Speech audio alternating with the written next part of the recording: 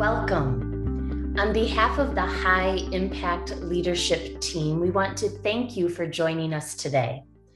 My name is Marie DeGroot, High Impact Leadership Facilitator. During our time together, we're going to be exploring phase 4 of the Hill School Renewal process, the Implementation Monitoring Plan. As a former teacher and principal of 8 years, my goal was to always equip, encourage, empower, and inspire educators with the tools needed for success. Thank you again for joining us today.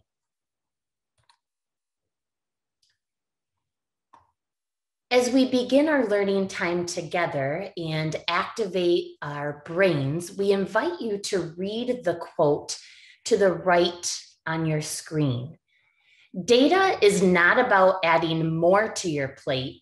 Data is about making sure you have the right things on your plate. How does this quote speak to you?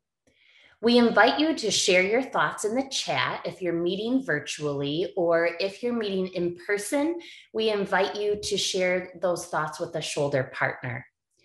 Please press pause now.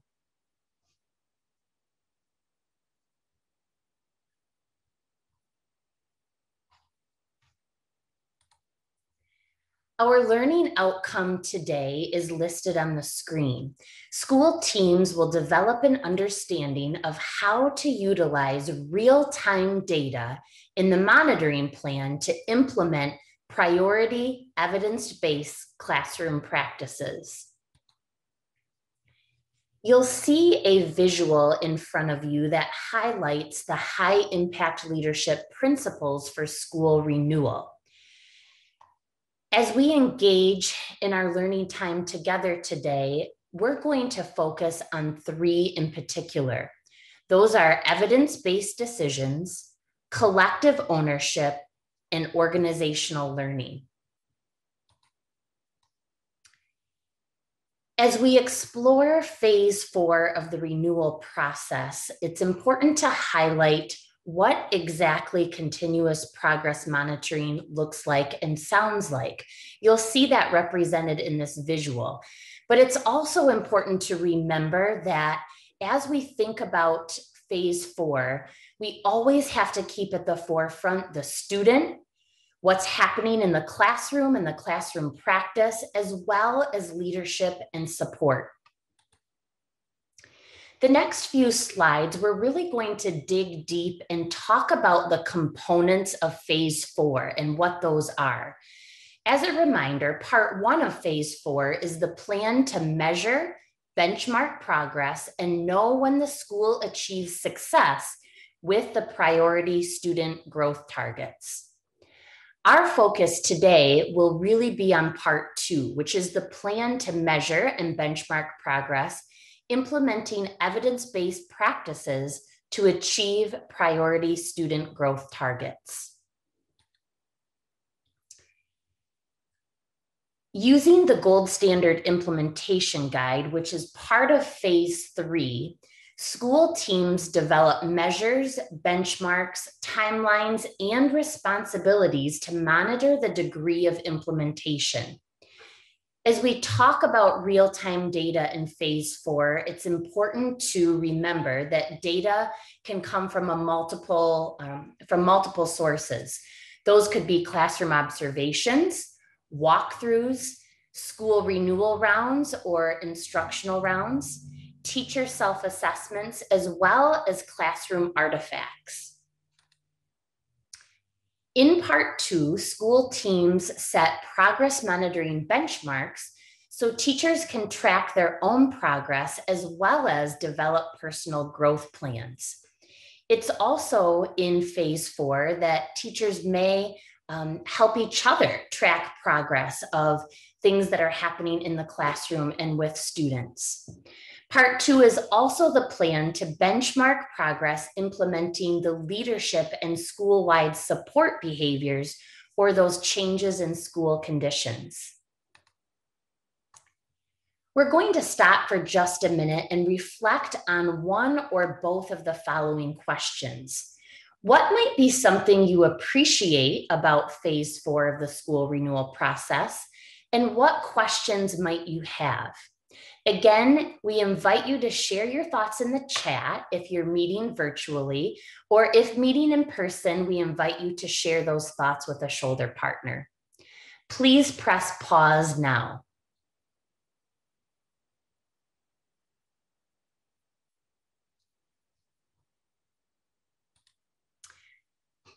Welcome back. We trust that you had great conversation with your team, whether meeting virtually or in person. As we dig into the next set of slides, we're really going to be thinking about how to take this research and put it into action in our schools. What might this look like and sound like for us?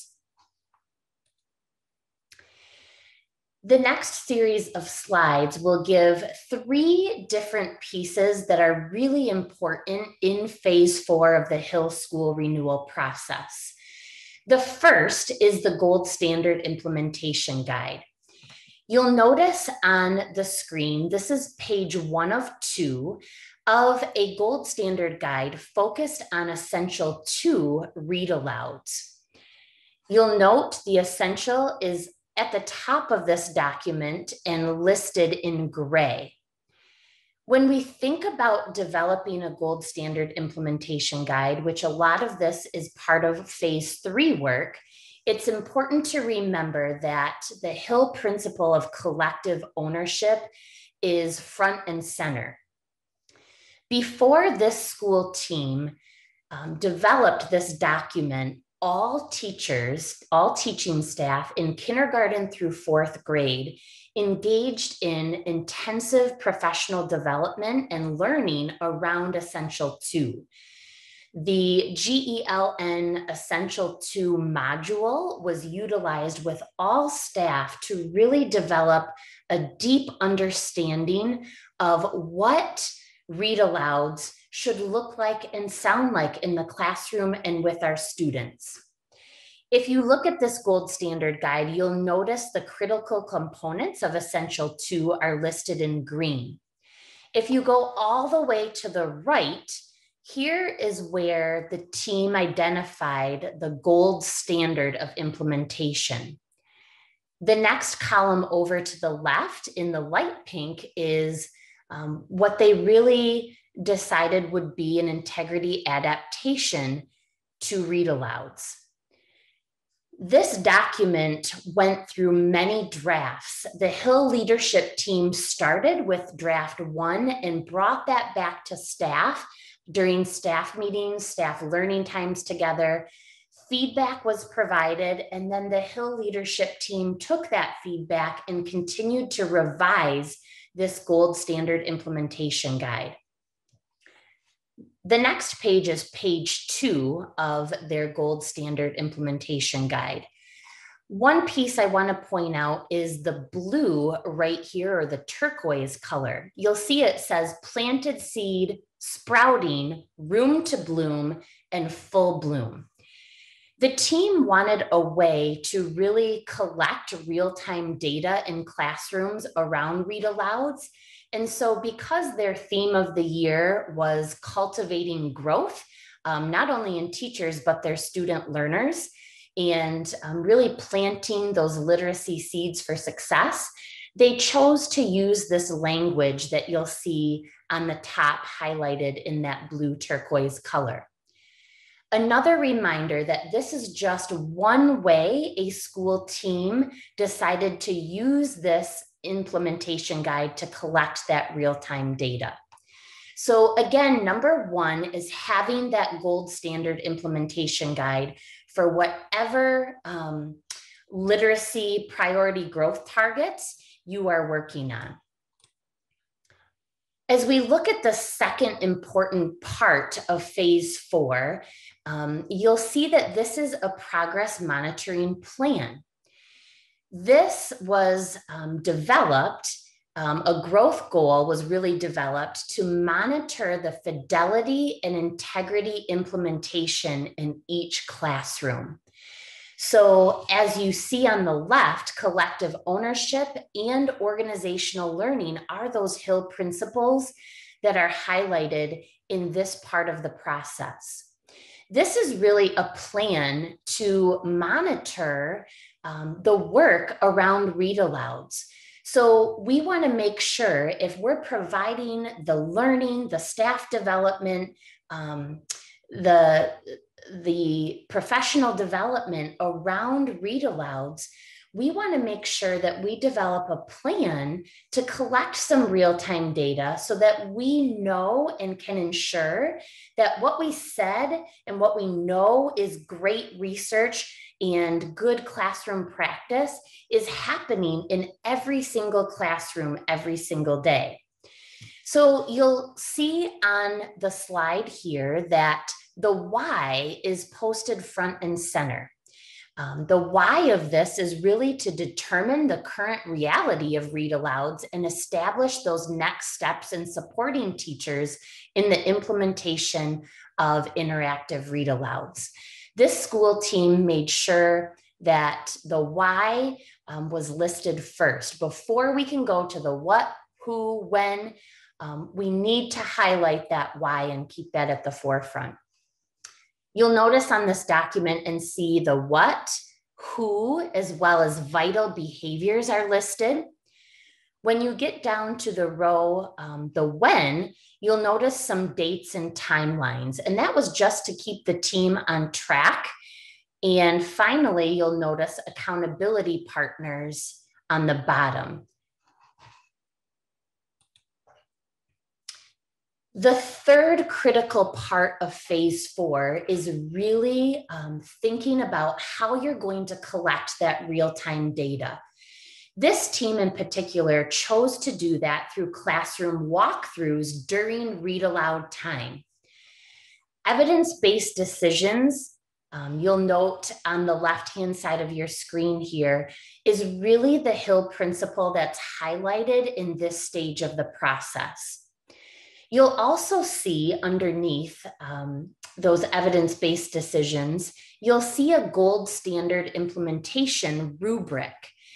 If you look at the blue or the turquoise, the team, the Hill leadership team, wanted to develop a rubric that corresponded with how they would really track that real-time data.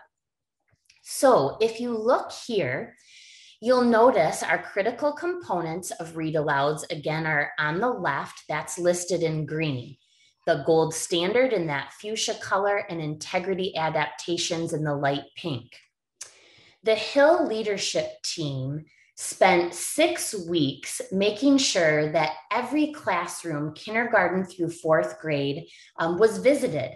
As teachers, they went into those classrooms during read aloud time and collected this real-time data, not to be a gotcha, you're not doing this, but more to celebrate what's going well and also to bring to light what are our next levels of work with regard to read aloud. So if you look at the data that's collected here, tally marks are represented by teacher classrooms. When you think about a strength or something to really celebrate with regards to read aloud, you'll notice a lot of tallies that fall in the room to bloom and full bloom. So we might look at this real-time data and as a school team say, you know what we're doing really well? Students have the opportunity to engage in that teacher-led read aloud every single day. And what that means is, if I'm a 3rd grade teacher and I have that my read aloud is going to happen at 2 o'clock every day, when the Hill leadership team visited this classroom or when they visited my classroom, that means that the read aloud was actually happening. I held that time sacred. So that's something we can celebrate, that the majority of the teachers are to the right in that room to bloom and full bloom.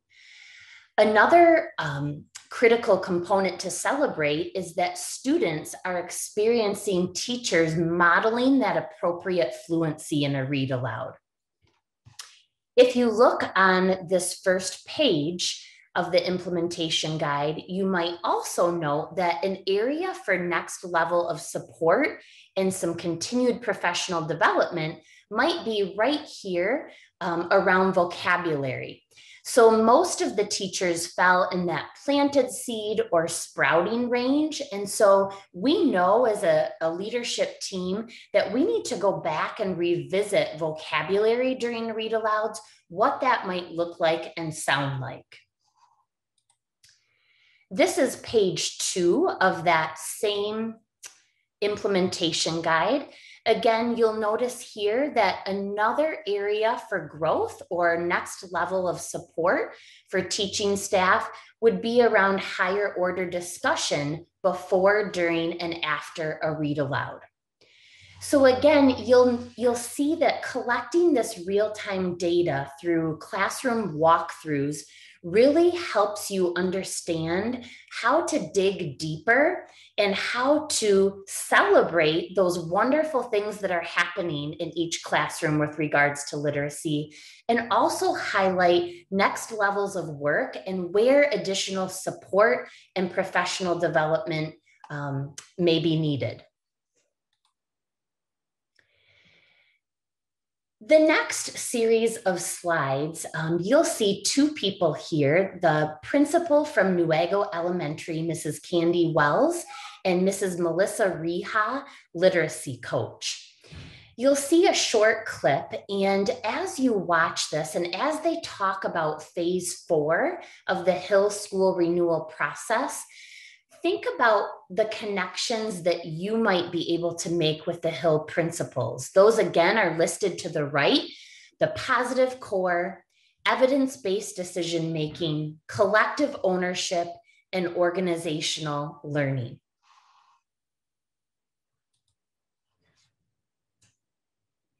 What are the strengths and celebrations of Newaygo's work creating the gold standard implementation guide and also developing a monitoring plan for that work?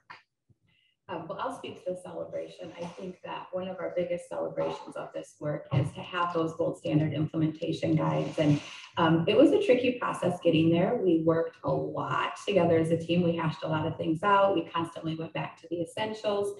But just having everyone talk about what does that look like? What does that look like in a first grade classroom? What does that look like in a third grade classroom? And take those things back to grade level teams. So as we came together as a Hill team, we could really determine where we were at and where we wanted to go. This work was very specific to our building and our journey. It helped us determine what resources we needed, what planning we needed, how we could support teachers. And that was the hard work of this process, to sit together and really hash it out. What does it mean? What does it look like? What does it sound like in our classrooms? So to end up with this document that we could present to staff in terms of, this is what interactive read aloud looks like at Newaygo Elementary, that was a huge celebration.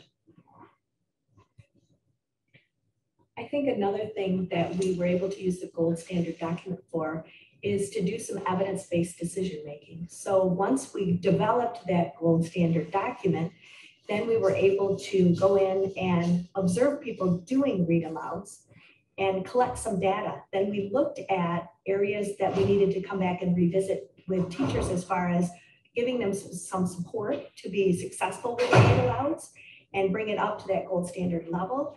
And then we could monitor. So we did several monitoring cycles. And so it wasn't just, here's the gold standard document, here's the document, let's support you so that you feel 100% comfortable with that portion of your day with your 10 essentials. Please press pause and as a team, talk about the connections you might be able to make with those Hill principles.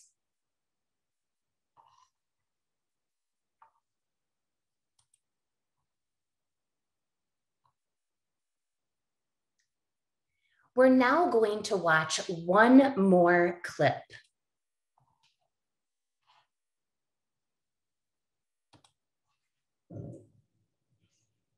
As school teams engage in this work and embark on this journey, what tips or advice or pieces would you want them to keep at the forefront and remember?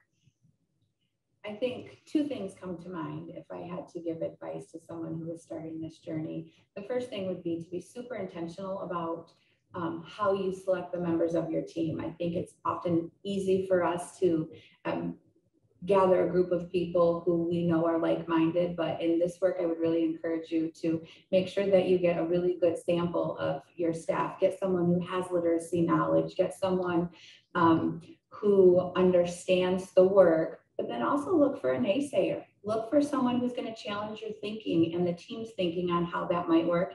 And I would also look for someone who can help advance this work. They may not be a literacy person, but you know that they are a strong voice of your staff and they can help continue this work. Each person does have their own role in helping your team move forward.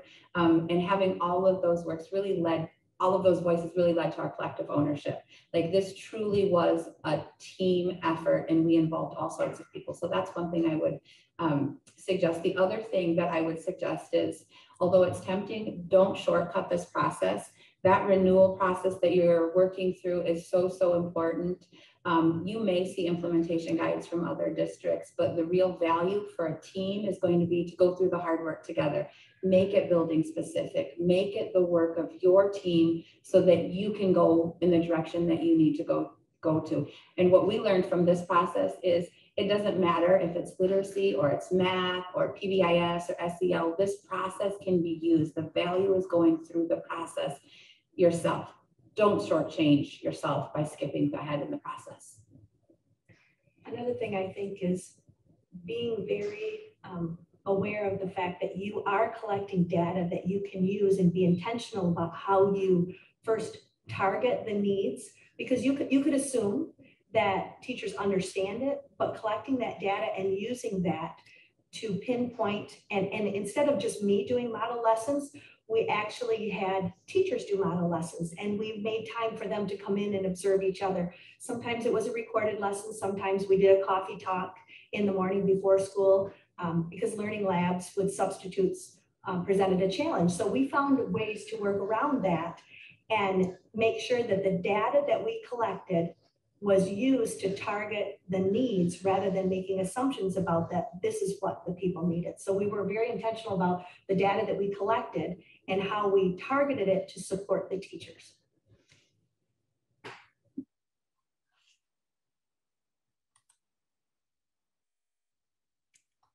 Again, we invite you to pause and have a conversation with your team about connections that you can make with the Hill principles, or maybe anything that you heard prior to these slides. Please press pause now.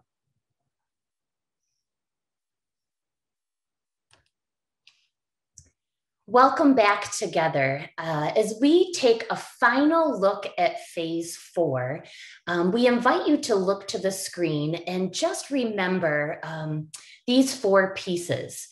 Create a progress monitoring plan with indicators, measures, and benchmarks for students, adults, and school condition priority growth targets. Determine roles and responsibilities as well as timelines for progress monitoring. Establish that real-time and periodic benchmark data measures. Those are so very important. And finally, conduct collaborative inquiry to interpret and respond to evidence of growth and relationships between those variables. This is our last reflection, and we invite you to think about this question. What might be some of the reasons why phase 4 is critical to the school renewal process?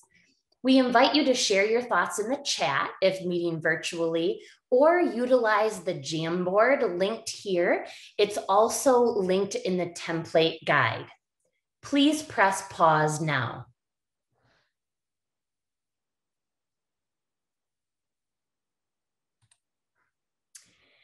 Welcome back together.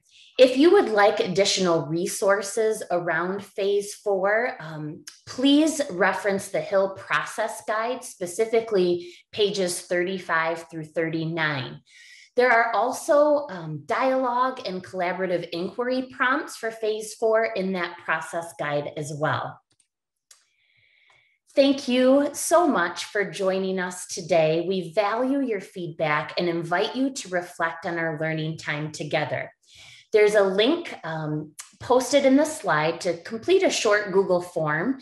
The link can also be found in that template guide as well. We hope that today, the time spent, you feel better equipped, encouraged, empowered, and inspired to assist your school teams with the tools needed for success. Thank you so much for joining us.